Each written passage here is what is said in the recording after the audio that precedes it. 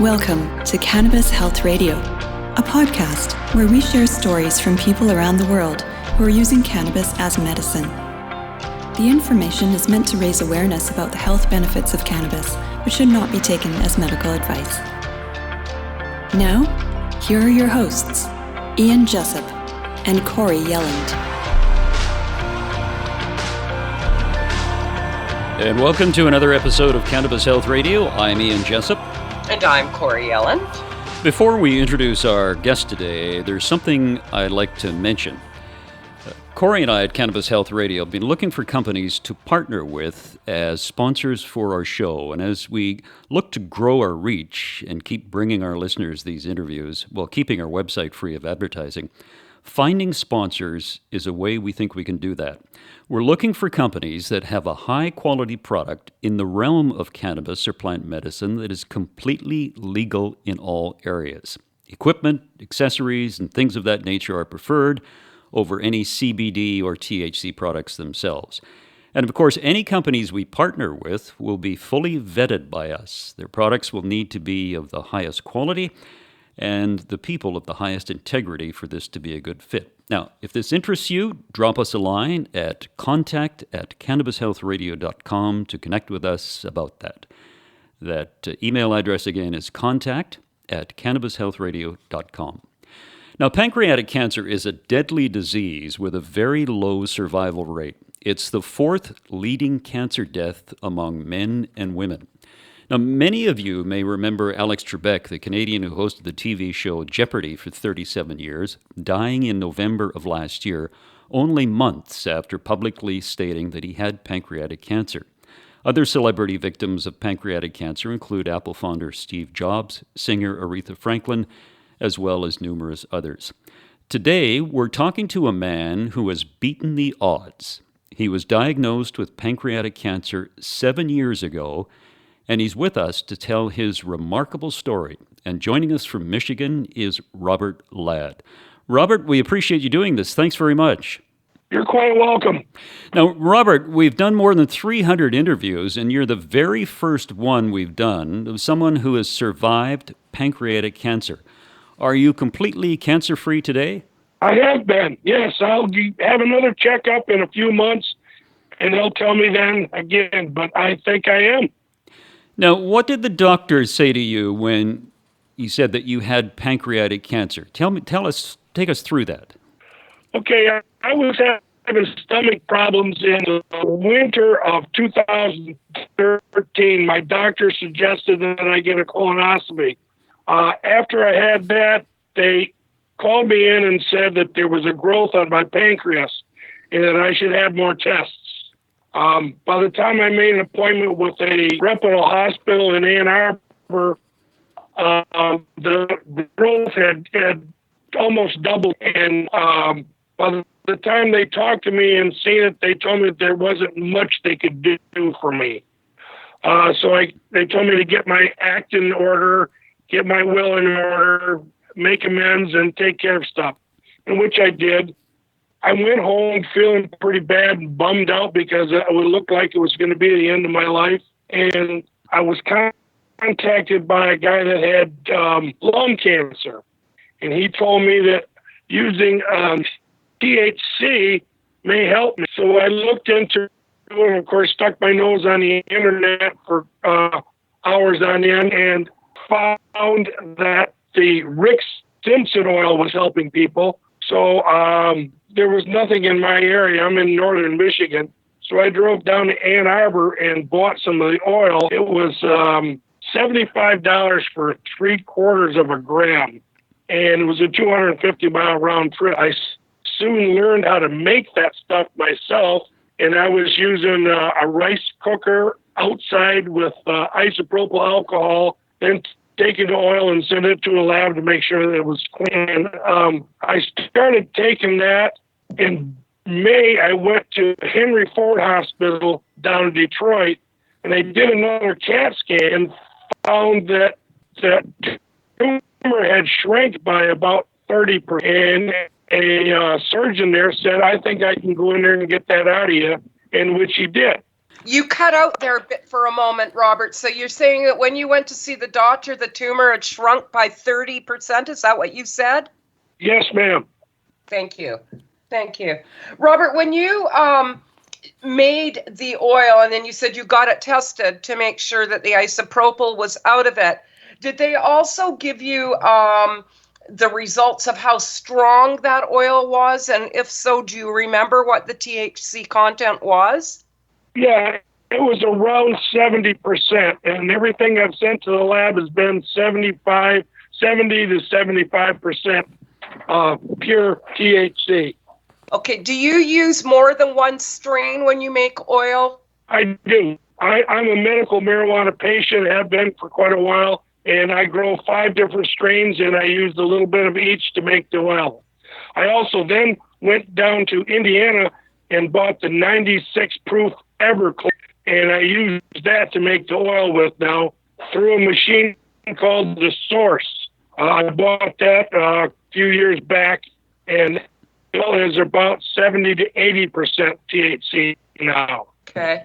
So, Robert, when you went to the doctor and they said that it was 30% gone and he thought he could remove it surgically, was he surprised that it had shrunk by 30%? Absolutely. He really didn't want to believe the idea that the back then Rick Simpson, and after I was in there and they talked a bit more to me about it, I had 4 or 5 physicians come into my room and ask me about it, how to make it, what I was doing with it and everything. And they were pretty happy to hear what I said, not totally believing me. I guess it's new, so people really didn't know about it. Yeah, this was in 2014, right? Exactly, yes. So, Robert, how much oil had you been taking up to prior to going to this appointment? How much oil had you been taking? How often a day were you taking it? And did you do it all orally or did you do it rectally as well? I only did it orally, and I ate probably 3 or 4 times a day. I took some. And I would say that by the time I went to that doctor's appointment, I was doing really close to a gram a day. Okay. So were you stoned? Oh, at first I got really high off it, and then I realized, I better not drive. I better not make any rash decisions about anything when I'm up on this stuff. So I had a pretty good caregiver that helped me through those problems. Robert, were there any particular strains that you used? I used a strain called Gorilla Glue. I used Headband. I used White Widow, Billy Lights. And as my garden changed, I brought in different seeds. And, frankly, I don't remember exactly what I used. Right. Just Corey, that's a number of times we've heard about Gorilla Glue. Gorilla Glue is part of that magic combination of that 6-strain oil that I post a lot about. That's one of the strains that's in that. Yeah, Gorilla Glue is getting a lot of positive results. Robert, how much oil do you take now? I take a maintenance dose almost every day. And I would say maybe twice the size of a grain of rice. I put it under my finger and then put it underneath my tongue, let the mucous membrane absorb it, and then swallow it, wash it down with a hot coffee. Sounds like a plan. Robert, did you change anything else in your life when you got this diagnosis and started doing oil? Did you change your diet at all? Well, yeah, I took a lot less sugar intake, and I was a little particular about what I ate, but not really, not to the extreme at all. But the main thing is you reduced your sugar intake. I did. Robert, prior to your diagnosis, what sort of physical issues were you experiencing? I was having some real stomach problems and diarrhea, and that's the reason I went and got the colonoscopy. Yeah, I was reading something about Alex Trebek when he announced publicly that he had pancreatic cancer. He was saying that he had stomach pains. which is similar to what you had, right? Yes, yes, exactly. Now, it must have been quite devastating for you emotionally to find out that the doctor said in the winter of 2013 that there was nothing they could do for you, and to go home, get your affairs in order, and be prepared to die. That takes a great emotional toll on you, I imagine. Absolutely, absolutely. I was pretty miserable. I was very short-tempered with a lot of people. There was so many other things I needed and wanted to do in my life before it ended that I was mad. How old were you at the time? About 63. 63. Yeah, you're still a young man at that point. I was in pretty good shape. Yeah, I sure was. Well, that's Robert, what. when you Besides this, health-wise, I was in pretty good shape. Yeah, Corey, go ahead. I'm sorry. Robert, when you first started taking the oil, did you start right off at a gram a day? Like, how did you start out taking it? Do you take our listeners through that? Well, I started taking a little bit, and the more I read about it, they want you to take, back then they wanted you to take 60 grams in 90 days. And I started taking a little bit in the morning and a little bit in the afternoon, and every day I try to increase it a little bit. At least every week I try to increase it a little bit. And I worked my way up there pretty fast because by then people knew, my caregiver knew that I could drive or make any real decisions because I was pretty buzzed up. The more I took it, the less effect it had on me. I could tolerate it better. I was ready for it, or I guess maybe my body was ready for it. When you started, and you say you started with a little bit, how much is a little bit, approximately? Maybe like grain of rice. Okay. In your heart of hearts, did you think this would work? Somewhere along the line, I got mad, and I said, "This is not going to take me down. Whatever it is, I'm going to do it. I'm going to try it." And I've already heard what the hospital has to say. I'm just going to.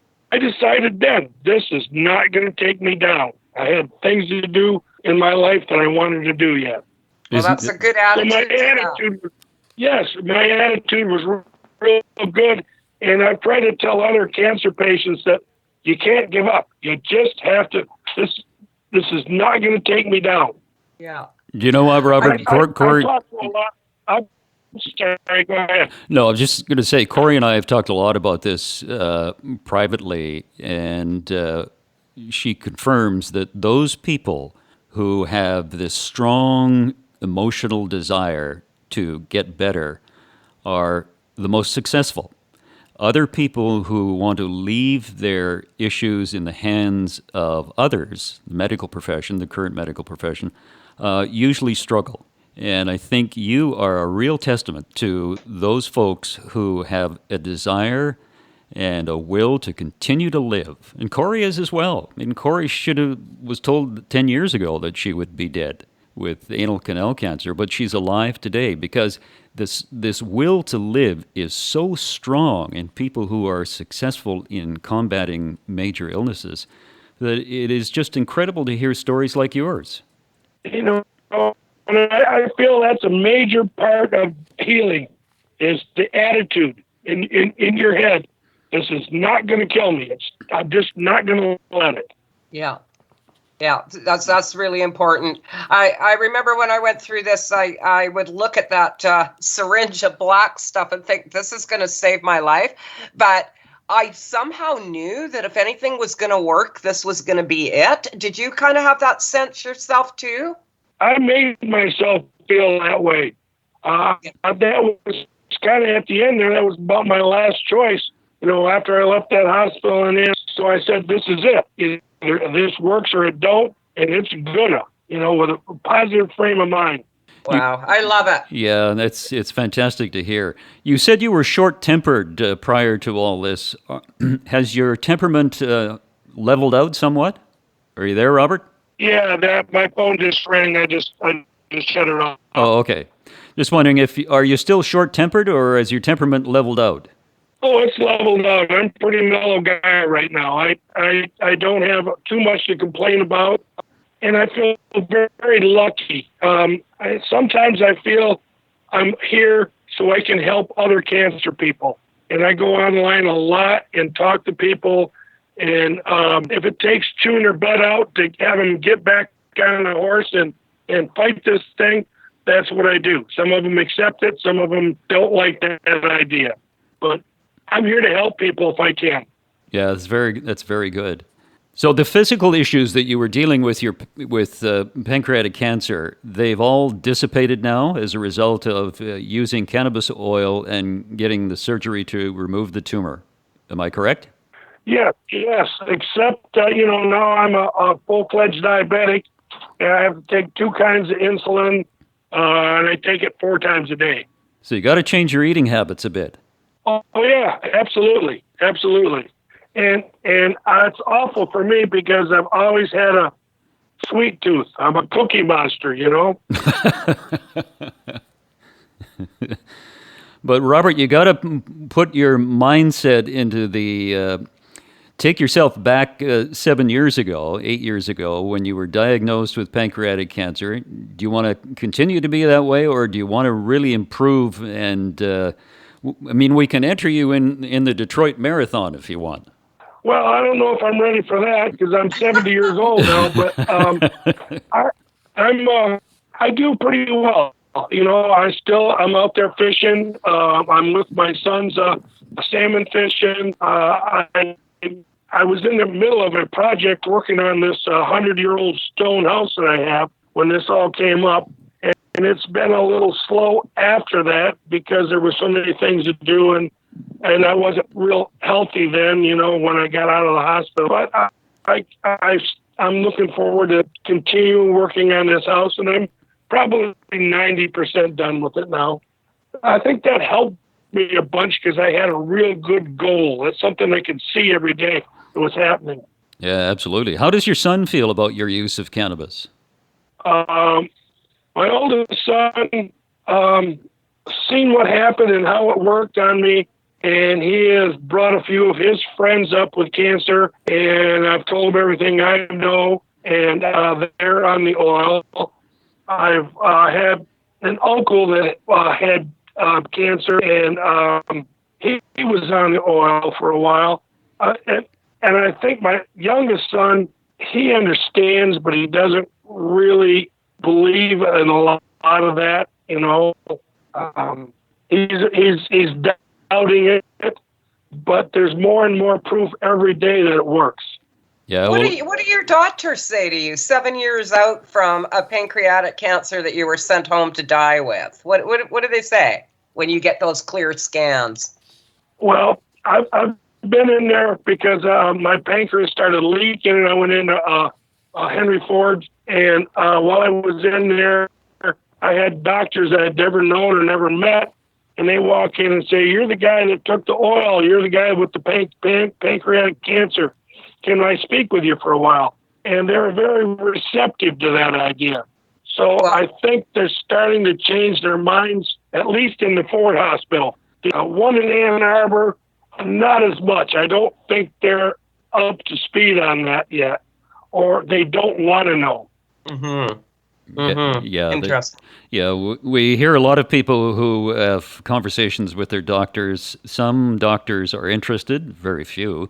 Most doctors don't want to hear anything about it, and some are antagonistic towards it. And it's an educational process. That's one of the reasons why we do this program, is to start educating people on alternatives. Although we should clarify, we do not offer medical advice. It's just about some of the benefits of using cannabis oil. And boy, you at 70 years of age and cleared yourself of pancreatic cancer, and it's absolutely remarkable. Sometimes I look back at it and wonder if I was just lucky or if I was saved for other reasons. I can't explain that. But of course, I'm happy that I'm still alive. And I'm here to complain about the insulin and all that too. It's not it's not like it's my life back 7 years ago. Yeah. Because back then, probably 40 pounds less weight. I slept 5-6 hours a day. I worked on this house a lot. I fished, I hunted, and some of it's my age is catching up to me. Some of it is the cancer has slowed me down. But you are I'm here to complain. Yeah. You are cancer-free, though. I am. Yeah. I am. Yeah, that's fantastic. Robert, do you have any advice that you'd like to give listeners about using cannabis oil? Well, yes. I've seen and talked to people that are taking the oil, and they bought it from what they call a compassion club here, and they have no idea what's in the oil, how it was made, what was the percentage, no lab tests. And, I've told people to run from that. If you're going to take it and you're sick, you better have a good product in you. If you can't do that, then who knows what you're taking? You might be eating isopropyl alcohol, which is poison. You might be taking cannabis oil that's 15% cannabis, and the rest is fillers, carrier oil, they call it. So make sure you know what you're doing. And the next thing is, you're going to get sick. Find yourself a good caregiver, somebody that cares, somebody that's going to make up decisions with the things you're going to come across. Because I was very, very sick. I laid in a bed for a long time. They wouldn't allow me to put food in my stomach for 4 months. Everything I ate come through a IV bag and a PICC line in my shoulder. Wow. I don't believe I'd be here without a good caregiver. Yeah, very well said. Robert, it was fascinating to talk to you. I'm wondering, how does the fellow who introduced you to cannabis, the fellow with lung cancer, I believe you said, correct? Yes. Yeah, how is he doing? Well, I have to tell you, he financially couldn't afford the oil. I didn't hear about it until later, but he was given a year to live, and he had about 4 or 5 good years and quit taking the oil, and it wasn't long after that he died. Mm. Oh, sorry to hear that. But you know what? Yeah, I really never knew him personally, but he contacted me through a friend and really got me involved in this. And for that, I'll always appreciate him and think about him. Yeah, he saved your life. I believe so. Yeah, that's excellent. And it wasn't just him. It was the hospital. It was the caregivers. It was the people that understood what was going on. And it was my family physician, which if I was confused or mixed up or upset about, I would go see him, and he'd sit me down to explain to me what's going on.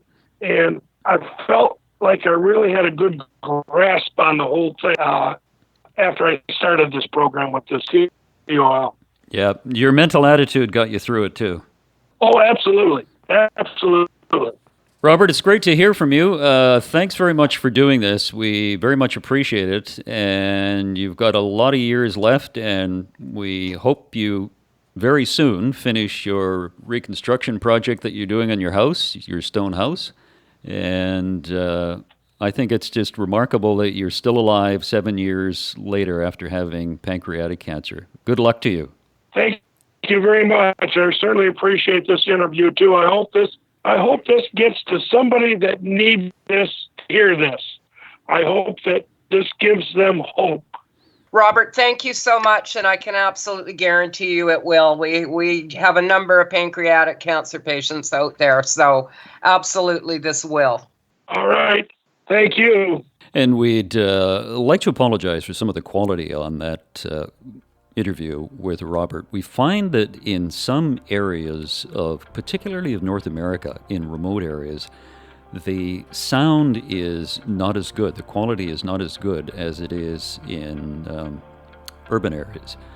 But I think you got the gist that Robert is doing well, and cannabis oil and his mental attitude has been a savior. And as many of you are aware, Cannabis Health Radio relies on listeners for support. If you'd like to support us, there are two ways you can do that, either a one-time donation for as little as $5 a month or a monthly donation. Go to our website, cannabishealthradio.com, and a pop-up window will guide you through the process. And I want to read you an email I got today from a woman we've interviewed in the past. I won't say where she's from because she lives in a country where cannabis is illegal. And what she had to say was that, sweetest Ian and Corey, I love you both so much for all that you do. Your radio show literally gave me the confidence to save my own life in a country where I don't have access to information. Your efforts will live on and be preserved on the internet for decades to come, saving not only lives, but saving love and tens of thousands of families. I will forever support your work, forever. And she signs her name, and it was very nice of her to do that. And hopefully we'll be on the internet for decades to come, because we've had some problems with YouTube. But we'll get into that in another episode of Cannabis Health Radio. Thanks for listening, everyone. We'll be back next week with another edition. Thanks for listening to Cannabis Health Radio. For more information and to search previous podcasts, visit our website, cannabishealthradio.com. Subscribe so you don't miss new episodes. And follow us on Facebook, Instagram, and Twitter. This podcast is made possible by donations from our listeners. If you found the information helpful, please consider making a donation in any amount through our website. You can also help us share our message by leaving a review on your podcast listening platform. We are very grateful for your support. Thank you.